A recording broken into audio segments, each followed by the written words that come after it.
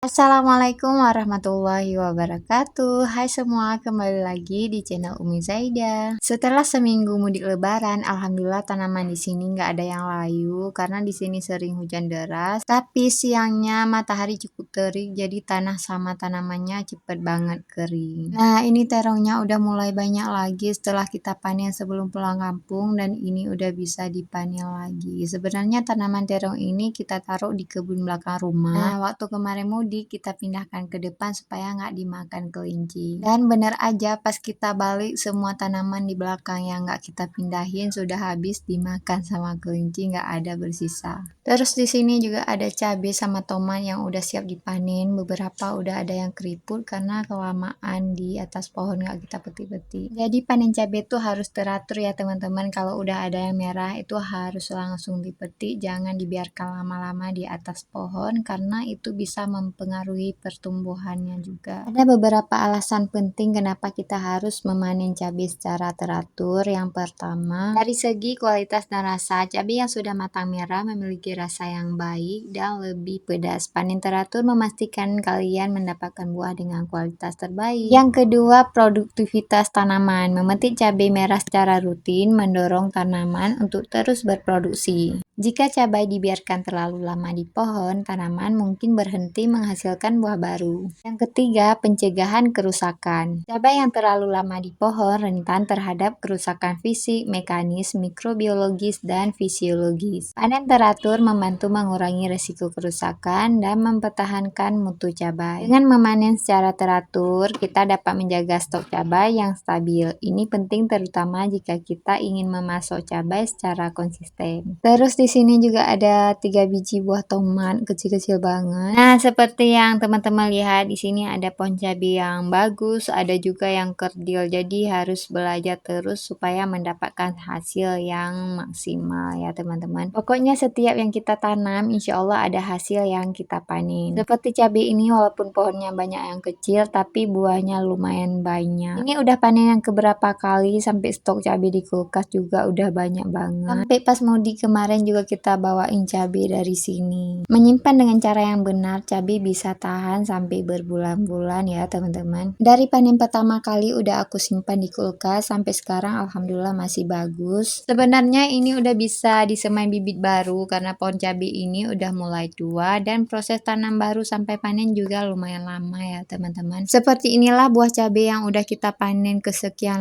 kali, makin lama dia makin kecil buahnya. Ada juga sih yang besar seperti ini.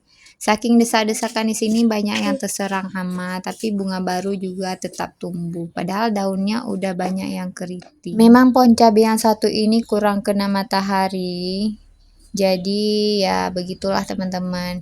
Oke, lanjut kita panen cabai rawit. Jadi aku petik beberapa aja karena stok di kulkas udah habis. Kita panen yang udah agak kuning. Karena sekarang lagi musim hujan, jadi tanaman di sini pada terserang hama.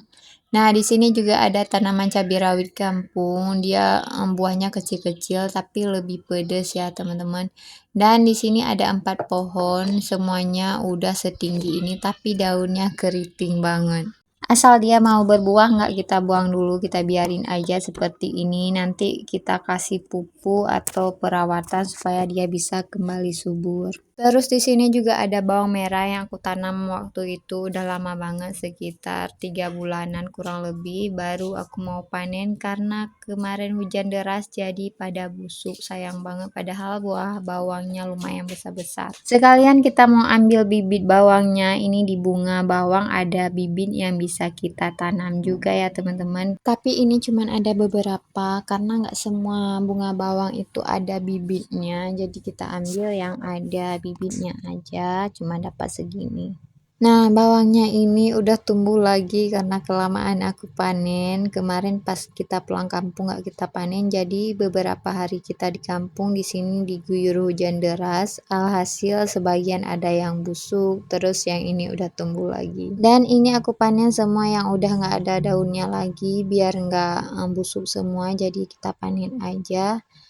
Terus di sini juga ada satu lagi yang besar karena udah kurang bagus juga ya udah kita panen aja biar nggak tambah busuk ya teman-teman.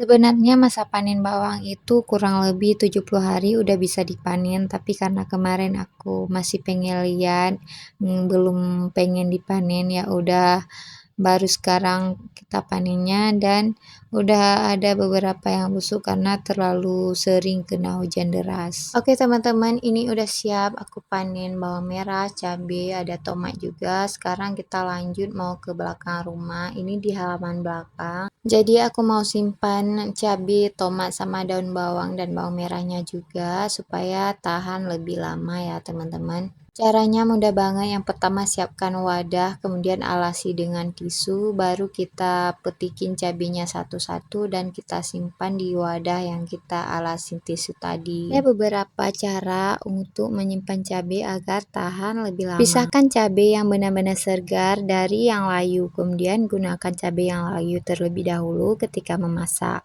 Dan simpan cabai segar untuk masa penyimpanan yang lama. Hindari mencuci cabai sebelum menyimpannya. Air akan mempercepat kelembapan dan menyebabkan cabai mudah membusuk. Cuci cabai hanya saat akan digunakan untuk memasak ya teman-teman. Kenapa perlu kita menaruh bawang putih? Karena bawang putih memiliki sifat antibakteri yang mampu menjaga cabai agar tidak mudah busuk. Selain itu, bawang putih juga dapat mempertahankan kepedesan cabai bahkan setelah disimpan dalam waktu yang lama. Jadi, menaruh bawang putih di atas cabai saat menyimpannya bisa menjadi salah satu cara untuk menjaga keawetan cabai. Nah, sekarang kita mau bersihkan dulu bawang merahnya. Kita pisahkan daun sama bawangnya ya teman-teman, karena bawangnya ini perlu dijemur dulu nanti karena nggak kita simpan langsung. Ini kita ambil dulu daun bawangnya yang masih bagus, kita pisahin semua yang bagus-bagus aja karena kita akan simpan juga daunnya. Cara menyimpan daun bawang sama juga seperti cabai yang tadi ya teman-teman, bedanya aku nggak kasih bawang putih, cukup dikasih alas tisu, kemudian nanti ditutupin dengan tisu lagi baru disimpan ke kulkas. Nah, untuk bawangnya ini aku jemur dulu sampai kering baru bisa kita simpan supaya dia nggak mudah busuk ya teman-teman. Karena bawang merah butuh tempat penyimpanan dengan ventilasi yang baik untuk kelancaran sirkulasi udara, jadi gunakan keranjang terbuka, tas jaring, atau pembungkus bambu. Bawang merah yang masih utuh, terutama yang belum dikupas, sebaiknya jangan disimpan di dalam lemari es karena udara di dalamnya cenderung dingin dan lembab.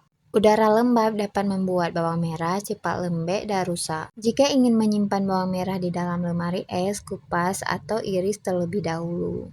Letakkan bawang merah dalam kertas agar lebih awet. Dan ingatlah untuk memeriksa bawang merah secara berkala selama penyimpanan dan buang yang sudah rusak. Lanjut, sekarang kita mau simpan daun bawangnya juga. Ini udah aku pilih yang bagus-bagus. Kemudian kita alasi dengan tisu dan kita taruh tisu satu lagi di bagian atas baru kita tutup. Nah, ini cabai yang udah beberapa bulan aku simpan sampai bawang putihnya udah tumbuh sebesar ini tunasnya. Masih bagus dan masih merah seperti waktu pertama kali aku simpan.